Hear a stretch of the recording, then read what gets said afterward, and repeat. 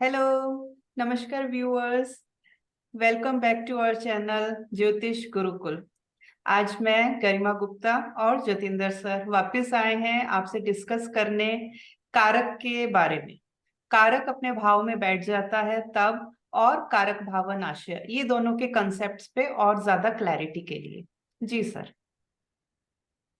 नमस्कार सबको। पहली बात तो ये है कि कारक हर भाव के स्थिर कारक हैं। यहाँ उस स्थिर कारकों के अलावा कुछ और कारक होते हैं, जैसे चौथे भाव का सुख कारक जो है वो बृहस्पति हुआ।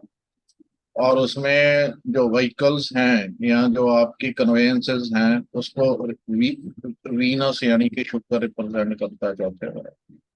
तो कारक एक तो स्थिर कारक है, स्थिर कारकों के अलावा दूसरे कारक भी होते हैं, जैसे मंगल एक्सीडेंट्स इंजरीज फायर वगैरह का कारक है।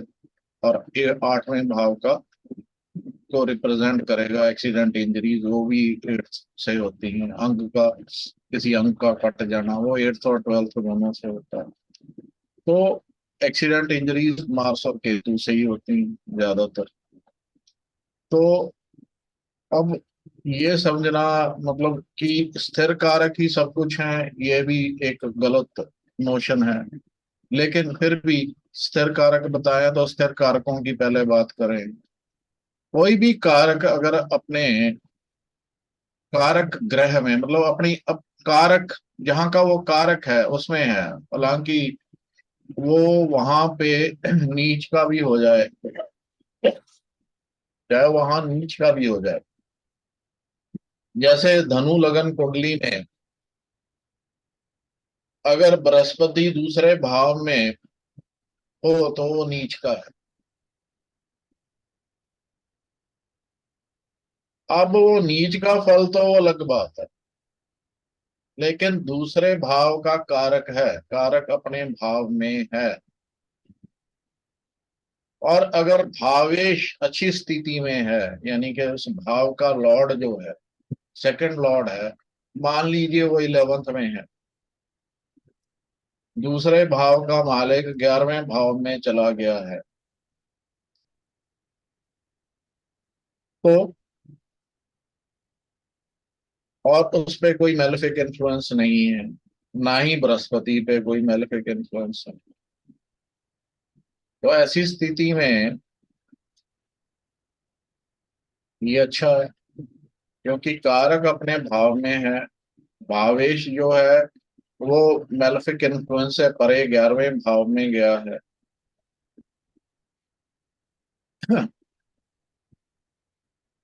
और हम ये कहें कि उसके साथ दूसरा बेनिफिट है वहां पे, यानी कि शुक्र, शनि बनता है यहाँ तो, यहाँ का तो शनि जो है वो तुला में जाके उच्च का हो जाएगा। शनि तुला में जाके उच्च का हो जाएगा। तो कुछ लोग इसको नीच भंग भी बोल देंगे, ठीक है, क्योंकि जिसका लॉर्ड है वो उच्च का हो गया तो उसको, लेकिन ऐसे नीच भंग जो है वो उसकी फिर कभी बात करेंगे। वो फल दीपिका में उसका वर्णन है कैसे उसको करके ले। कुछ बृहस्पति है तो नीच का ही, लेकिन शनि जो है वो उच्च का है 11वें भाव में। और शनि 11वें भाव में ठीक मेलेफिक तीन जो हैं वो इन भावों में, जो जिनको कि उपाच्य बोला जाता है, उन भावों में मेलेफिक ठीक ही रहते हैं, अच्छे रहते हैं। तो 11वें भाव में चला गया, अब शुक्र भी उसके साथ बैठा हुआ है, तो 11वें का मालिक भी बैठ गया सेकंड के साथ। तो ये धन के लिए अच्छी स्थिति पैदा हो गई, धन के लिए अच्छी स्थिति पैदा हो गई। अब बृहस्पति क्योंकि पंचम का भी कारक है, हम्म। संतान का, एक तो नीच होके शनि की राशि में बैठ गया, दूसरा शनि की दृष्टि जो पंचम पे पड़ेगी 11वें भाव में जाके, तो इन स्थितियों से समझना चाहिए कि अब क्या होगा। अब शनि वहां बैठ गया तुला राशि में, सामने वो मंगल की राशि को देखेगा। बृहस्पति पहले से नीच में है, ठीक है। और मंगल जो है वो जो मान लीजिए कि कर्क में है, नहीं मंगल कर्क में मत रखो, क्योंकि फिर वो राहु केतु के एक्सेस में बृहस्पति भी आ जाएगा, क्योंकि वो 10 में है। तो मंगल मान लीजिए राहु के साथ है, तो ये समझ लो कि वो सप्तम में है, कहीं बुध की राशि में है जो उसका शत्रु है। अब क्या हुआ, भाव भावेश और कारक का पंचम का, अब दूसरे का तो ठीक हो गया क्योंकि वो कारक अपने भाव में है। कारकेश जो जो वहां का जो है भावेश वो उस वहां चला गया। तो भाव में जो है भाव भावेश और कारक तीन चीजें होती हैं ज्योतिष के आधार पर। यहाँ पे भावेश जो है वो उच्च का हो गया है। भाव में जो शुभ ग्रह है, हालांकि नीच का है तो शुभ, जो कि नेचुरल यानी कि नैसर्गिक शुभ ग्रह है। तो भाव की तो वृद्धि हो गई, दूसरे का तो ठीक है। लेकिन पंचम के लिए ये समस्या हो गई कि पंचम भाव का जो कारक है, जो पंचम भाव का संतान का कारक है बृहस्पति, वो नीच का है। पंचम का जो लॉर्ड है मंगल, वो जो है राहु और केतु के इन्फ्लुएंस में है, एक्सेस में है। शनि जो है उसकी पंचम पे दृष्टि हो गई। तो ऐसी स्थिति में क्या होगा, क्योंकि साथ में शनि के साथ शुक्र भी, और शनि उच्च का है। उच्च का शनि कम नुकसान करता है। जितना शनि नीच का होगा, ये जो हमारे ग्रंथ हैं ज्योतिष के ये बताते हैं कि शनि जितना उच्च का होगा, जितना सही स्थिति में होगा, उतना कम नुकसान करता है। लेकिन जितना ये कमजोर और होता है तो उतना ज्यादा ये डैमेज करता है कमजोर स्थिति। तो यहाँ पे सामने नुकसान कम होगा, लेकिन और दूसरी चीज है कि मंगल भी सिर्फ राहु उसके उसमें है, और जो बृहस्पति कह लो कुटुंब स्थान में है, हालांकि नीच का है। तो संतान तो थोड़ी प्रयत्न करने से हो जाएगी,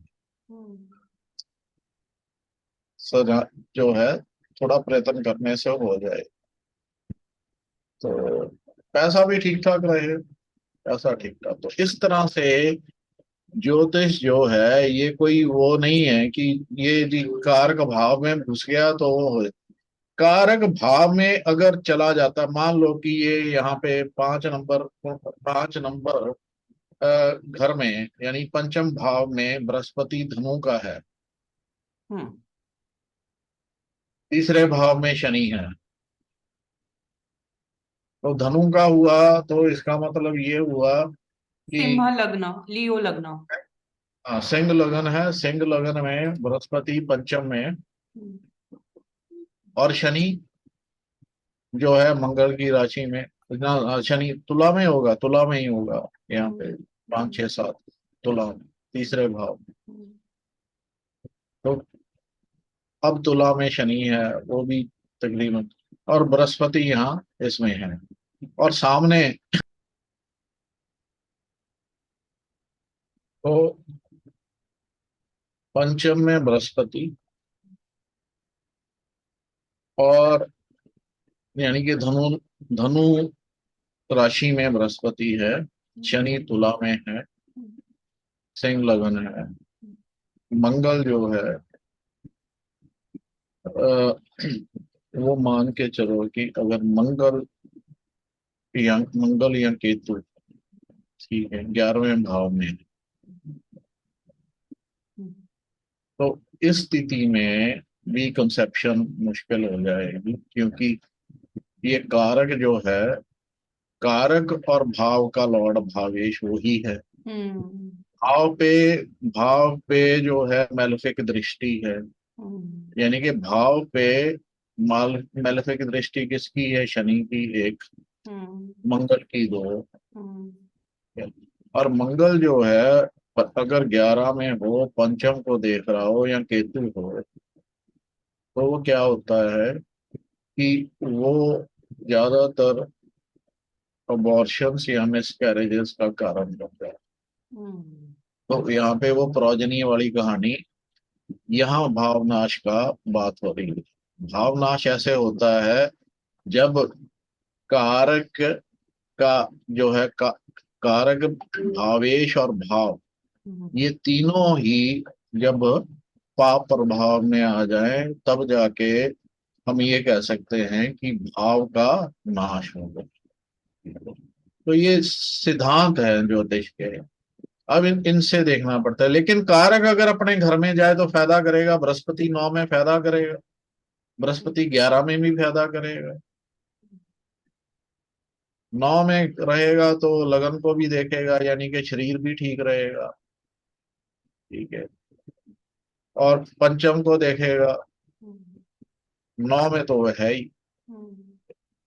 तो तीसरे भाव पे भी दृष्टि होगी, यानी कि जो सिबलिंग्स है या पड़ोसी हैं या जो पुरुषार्थ है आदमी का, वो सब ठीक रहेगा।